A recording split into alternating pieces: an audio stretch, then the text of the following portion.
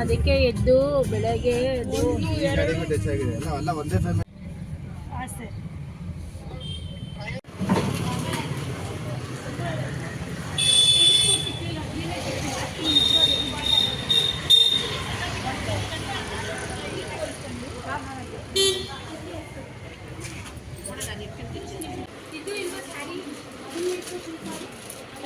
Charger ತಗೊಂಡ್ಬಂದಿಲ್ಲ ಹಾಕ್ಲಾ ಅದೇ ಎಲ್ಲ ಖಾಲಿ ಮಾಡೋದು.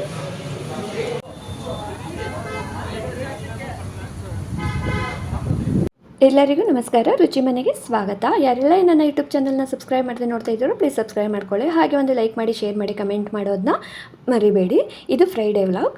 ಶುಕ್ರವಾರ ಬೆಳಗ್ಗೆ ನಾವು ಹಾಸನ್ಗೆ ಹೋಗಬೇಕು ಅಂತ ಹೊರಟಿದ್ವಿ. ಅಂದರೆ ಬೆಳಗ್ಗೆ 7 ಗಂಟೆ 7:30 ಅಷ್ಟರಲ್ಲೆಲ್ಲ ಮನೆ ಬಿಡಬೇಕಾಗಿತ್ತು. ಬೇಗನೆ ಬಿಡಬೇಕು ಅಂತಲೇ ಶುಕ್ರವಾರ ಬೇರೆ ಮನೇಲಿ ಪೂಜೆ ಮಾಡಿದಿರೋ ಹೋಗೋದಕ್ಕೂ ಆಗಲ್ಲ. ಒಬ್ಬೊಬ್ರು ಒಂದು ಕೆಲಸ ಅಂತ ಹೇಳಿ ಅದಕ್ಕೆ ಮನೆಯೆಲ್ಲ ಕ್ಲೀನ್ ಮಾಡ್ಕೊಂಡು ಕೊಟ್ಟರು. ಬಾನು ಪೂಜೆ ಮಾಡ್ಕೊಳ್ತೀನಿ ಅಂತು. ಅಡುಗೆ ಮನೇಲಿ ಟಿಫನ್ ಎಲ್ಲ ನಾನು ರೆಡಿ ಮಾಡಿಟ್ಟೆ. ಒಬ್ಬೊಬ್ಬರು ಬೇಗನೆ ಮಾಡಿ 7:30 ಅಷ್ಟರಲ್ಲಿ ಎಲ್ಲ ಕೆಲಸ ಮುಗಿಸಿ ಹೊರಡೋಣ ಅಂತ ಅಂದ್ಕೊಂಡ್ವಿ. ಭಾನುದೊಂದು ಕೇಸ್ ಇತ್ತು, ಹಾಗಾಗಿ ಹಾಸನ್ಗೆ ಹೋಗಬೇಕಾಗಿತ್ತು. ಮಗುನೊಂದು ಹೇಗೆ ಕಳಿಸೋದು ಅಂತ ಹೇಳಿ ನಾವು ಹೋಗೋಣ ಅಂತ ಹೊರಟ್ವಿ. ಅಂದರೆ ನಮಗೂ ಒಂದೇ ಟ್ರಿಪ್ ಥರ ಆಗುತ್ತೆ ಅಂತ. ಮತ್ತು ಅದಕ್ಕೆ ಬೇರೆ ಅಲ್ಲಿ ಹಾಸನಲ್ಲಿ ರತ್ನಂ ಸಿಲ್ಕಲ್ಲಿ ಸ್ಯಾರಿ ತೊಗೋಬೇಕು ಅನ್ನೋದು ಅದಕ್ಕೆ ಆಸೆ ಇತ್ತು. ಅಂದರೆ ರತ್ನಂ ಸಿಲ್ಕ್ಗೆ ಹೋಗಿ ತೊಗೋಬೇಕು ಅನ್ನೋದು ಅದಕ್ಕೆ ಅದು ಹಾಸನ್ಗೆ ಹೋಗಿ ತೊಗೋಬೇಕು ಅನ್ನೋದೊಂದಿತ್ತು.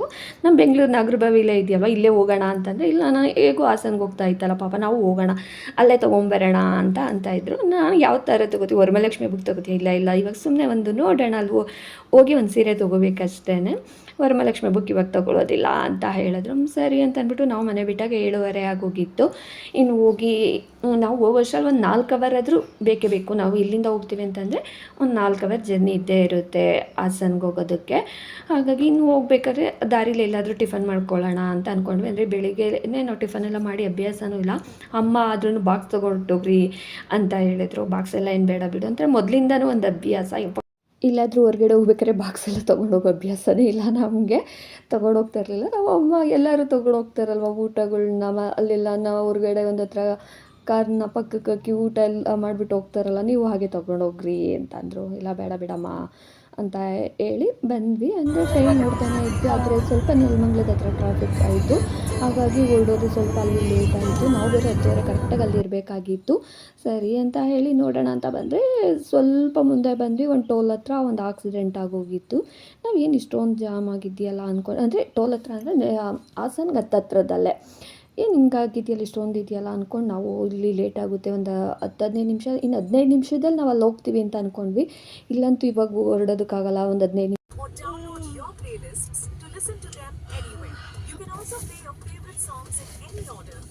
ನಾನು ಎಷ್ಟೊಂದು ಸಲ ಅಬ್ಸರ್ವ್ ಮಾಡಿದ್ದೀನಿ, ಅರ್ಜೆಂಟ್ ಇದ್ದಾಗ ಈ ಥರ ಆಗ್ತದೆ ಅಲ್ವಾ. ನೋಡಿ ಕುಡ್ದು ಇಂಥದ್ದು ನೋಡಿ ನೋಡಿ ಇದಾಗಿತ್ತಲ್ಲ ಅನ್ಕೊಂಡು ಇವಾಗ ಜಸ್ಟ್ ಆಗಿರೋದು ಇದು. ಓಹೋ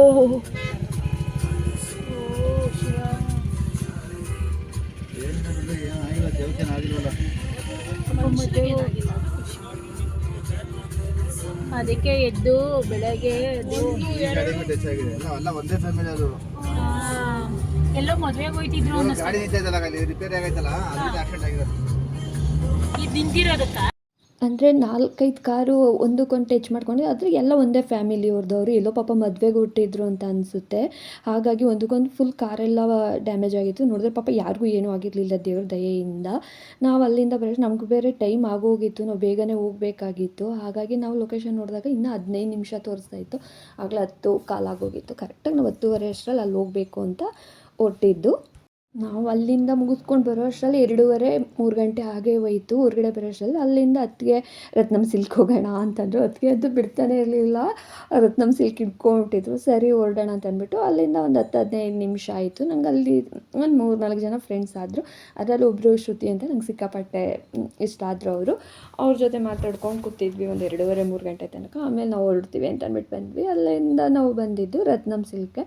ನಾನು ಹಾಸನ ಅಂದರೆ ಫಸ್ಟ್ ಟೈಮ್ ಅಲ್ವಾ ನೋಡ್ತಾ ಇರೋದು, ಯಾವ್ಯಾವ ಏರಿಯಾ ಹೇಗಿರುತ್ತೆ ಅಂತ ನಂಗೆ ಗೊತ್ತಿರಲಿಲ್ಲ. ನಾವು ಲೊಕೇಶನ್ ಹಾಕ್ಕೊಂಡೆ ಹೋಗಿದ್ದು ರತ್ನಂ ಸಿಲ್ಕ್ಗೆ ಹೋಗಬೇಕು ಅಂತ ಹೇಳಿ.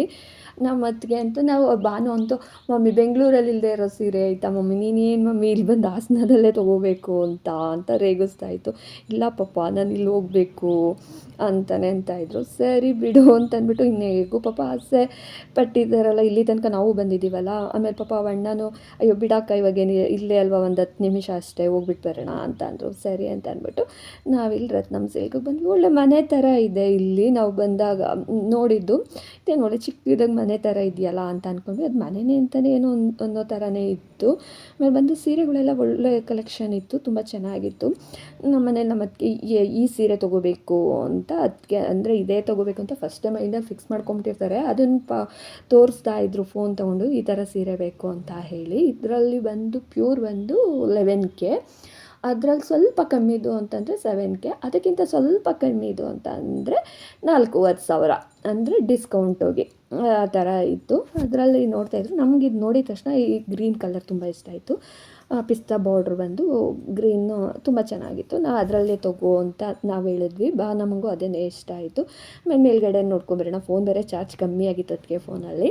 ಹಾಗಾಗಿ ನೋಡ್ಕೊಂಬರೋಣ, ಅವ್ರು ಚಾರ್ಜ್ ಮೇಲ್ಗಡೆ ಹಾಕ್ಬೋದು ಅಂತ ಹೇಳಿದ್ರು. ಸರಿ ಅಂತ ಹೇಳಿ ಹಾಗೆ ಫೋನ್ ಚಾರ್ಜ್ ಮಾಡಿಸ್ದಾಗ ಆಗುತ್ತೆ. ಸೀರೆ ನೋಡೋಣ ಅಂತ ಅಂದ್ಬಿಟ್ಟು ಹೋದ್ವಿ. ಅದನ್ನೇ ಹೇಳ್ತಾಯಿದ್ದು, ಮೈಸೂರು ಸಿಲ್ಕ್ ಸ್ಯಾರಿನಲ್ಲೇ 5,500 6,000ದಿಂದ ಸ್ಟಾರ್ಟಿಂಗ್ ಪ್ರೈಸಲ್ಲಿ ಇದೆಯಲ್ವ, ಅದರಲ್ಲೇ ತೊಗೊಂಬಿಡಿದ್ರು. ಇದು ತೊಗೊಳ್ಳೋ ಬದಲು ಸುಮ್ಮನೆ ಇದಕ್ಕೆ ಯಾಕೆ 7,000 ಕೊಟ್ಟು ತೊಗೊಳ್ತೀಯಾ ಅಂತ ನಾನು ಬಾನು ಹೇಳ್ತಾಯಿದ್ದು. ಇಲ್ಲ ನನಗಿದ್ದು ಜಾರ್ಜೆಟ್ಟಲ್ಲೇ ಬೇಕು, ಈ ಸೀರೆನೇ ಬೇಕು ಅಂತ ಫಿಕ್ಸ್ ಆಗೋಗಿದ್ರು. ಅದರಲ್ಲಿ ನನಗೆ ಬ್ಲಾಕು ಪಿಂಕು ಇಷ್ಟ ಆಯಿತು, ತುಂಬ ಚೆನ್ನಾಗಿತ್ತು ಅದು ಬ್ಲಾಕು ಪಿಂಕು. ಅದರಲ್ಲಿ ನೋಡ್ತೀನಿ ಅಂತಂದ್ರು. ಸರಿ ಅಂತ ಅಂದ್ಬಿಟ್ಟು ಅದು ಚೆನ್ನಾಗಿತ್ತು. ಮತ್ತು ರೆಡ್ ಬ್ಲಾಕು, ಇದು ಅಂದರೆ ರೆಡ್ ಬ್ಲಾಕ್ ಕಾಂಬಿನೇಷನಲ್ಲಿ ಸೀರೆ ಮಾತ್ರ ಸೂಪರಾಗಿರುತ್ತಲ್ಲ. ನಾನು 1-2 ಸೀರೆ ತೊಗೊಂಡಿದ್ದೀರಿ, ಅದು ನಮ್ಮೇಲೆ ತೋರಿಸಿ ನಾವು ಯಾವ ಸೀರೆ ತೊಗೊಂಡೆ ಅಂತ ಅಂದ್ಬಿಟ್ಟು ಆಮೇಲೆ ನಾನು ತೋರಿಸ್ತೀನಿ.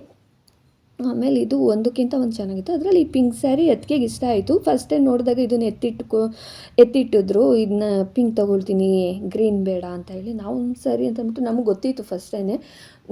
ಒಂದು ನೋಡಿದ್ದು ಫಸ್ಟ್ ತೊಗೊಂಡಿದ್ದೇನೆ, ಇನ್ನೂ ಒಂದು 10 ಸೀರೆ ನೋಡಿದ್ರೆ ಅದರಲ್ಲಿ ಇಷ್ಟಪಡ್ತಾರೆ. ಕೊನೆಗೆ ಫಸ್ಟ್ ಸೆಲೆಕ್ಷನ್ ಯಾವುದಾಗಿರುತ್ತೋ ಅದೇ ತೊಗೊಳ್ಳೋದು ಅಂತ ನಮಗೆ ಗೊತ್ತಿತ್ತು. ಆಮೇಲೆ ಬಂದು ಸರಿ ಅಂತ ಅಂದ್ಬಿಟ್ಟು ಅದರಲ್ಲಿ ಮೈಸೂರು ಸಿಲ್ಕ್ ಸ್ಯಾರಿ ಕಾಣಿಸ್ತು ನನ್ನ ಕಣ್ಣಿಗೆ. ನನಗೆ ಇವಾಗ ಮೈಸೂರು ಸಿಲ್ಕ್ ಸೀರೆ ಮೇಲೆ ತುಂಬ ಲವ್ ಆಗಿಬಿಟ್ಟಿದೆ. ಹಾಗಾಗಿ ನನ್ನ ಕಣ್ಣು ಎಲ್ಲೋದ್ರೂ ಮೈಸೂರು ಸಿಲ್ಕ್ ಸ್ಯಾರಿ ಮೇಲೆ ಹೋಗ್ತಾಯಿತ್ತು. ಅದರಲ್ಲಿ ಇದು 6,000 ರೂಪಾಯಿ ಏನೋ ಈ ಸೀರೆ ಫಸ್ಟು, ಆಮೇಲೆ 11Kನಲ್ಲಿತ್ತು. ಅದರಲ್ಲಿ ಒಂದು ಚೆನ್ನಾಗಿತ್ತು ಅಂತ ಹೇಳಿಬಿಟ್ಟು ಈ ಸೀರೆನೇ ತೊಗೊಂಡ್ಬಿಡ್ಬೋದು, ಚೆನ್ನಾಗೈತೆ ಕಲರ್, ತುಂಬ ಚೆನ್ನಾಗೈತೆ ಕಲರ್ ಕಾಂಬಿನೇಷನ್, ಬಾರ್ಡ್ರೆಲ್ಲ ಚೆನ್ನಾಗಿ ಬಂದೈತೆ ಅಂತ ಹೇಳ್ತಾಯಿದ್ವಿ. ಅದಕ್ಕೆ ನಂಗೆ ಬೇಡ, ನಂಗೆ ಅದೇ ಬೇಕು ಅಂತ ಹೇಳ್ತಾಯಿದ್ರು. ಸರಿ ನಿಮ್ಮ ಇಷ್ಟ ಬಂದಿದ್ದು ನೀವು ತೊಗೊಳ್ರಿ ಅಂತ ಅಂದ್ಬಿಟ್ಟು ನಾನು ಬಾನು ಸೈಲೆಂಟಾಗಿ ಕೂತ್ಕೊಂಡ್ಬಿಟ್ವಿ.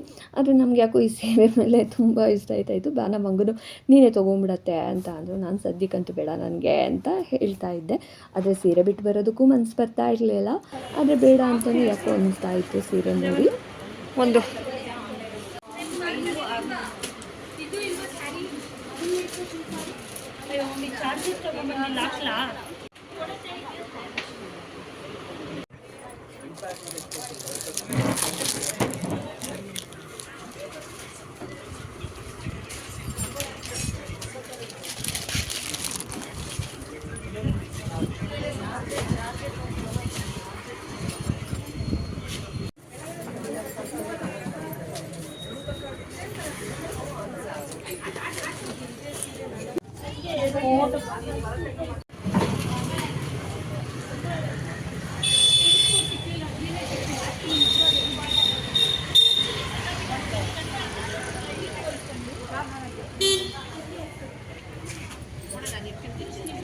ಆದರೂ ಸ್ವಲ್ಪ ಬೇಗನೆ ಸೀರೆ ಸೆಲೆಕ್ಷನ್ ಮಾಡಿಕೊಂಡ್ರೆ, ಯಾಕಂದರೆ ಎಲ್ಲರಿಗೂ ಹೊಟ್ಟೆ ಹಸಿವಾಗೋಗಿತ್ತು. ನಾನು ಬಂದು ಹೇಳ್ತಾನೆ ಇದ್ವಿ ಹೊಟ್ಟೆ ಹಸಿತಾ ಐತೆ ಅಂತ ಹೇಳಿ.